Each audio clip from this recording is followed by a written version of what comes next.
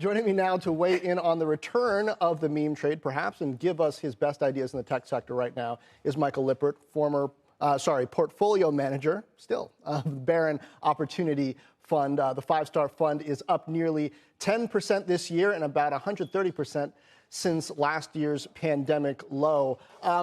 Mike, so tell me, what is going on, you think, in this market? Overall, it's a bit tough, but AMD was under 100 until a couple days ago, before earnings. Now, all of a sudden, it's got this attention, which I guess, is a short-term good thing, but there's a real company underneath that, too.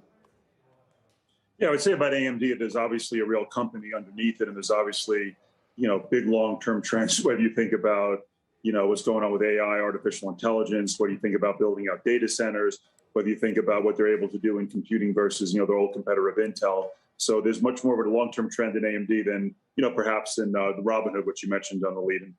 But I guess what I'm wondering is, you look at things like GameStop, right, which had clear issues, clear problems. There were a lot of people betting against it. You look at BlackBerry or any number of other stocks that sort of got caught up in this early on. Even Robinhood, right, which is a relatively recent IPO. Just a few days ago, there's controversy around it. But AMD is a whole different sort of stock. It's had this track record, as you mentioned, of really, beating up on Intel, stealing market share. What does it say that a stock like this is getting caught up in a retail frenzy, even as the overall market indices are treading water? Listen, John, anything can happen in the short term. And so, our firm, Barron, we don't focus a lot on the short-term dynamics or short-term trading. You can get a lot of retail attention.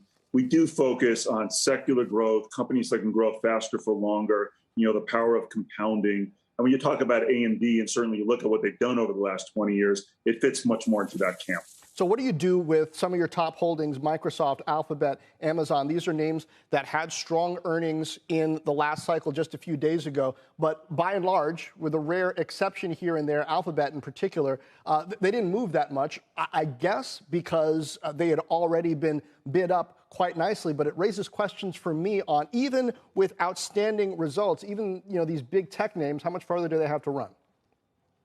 I think it depends on the names that you're talking about. So you highlighted a couple of the big names that everybody owns, that everybody knows. And I think those are the kind of companies that have grown faster for longer and still have, big growth opportunities ahead of them. When we think about faster for longer, we think about the power of the secular growth trend.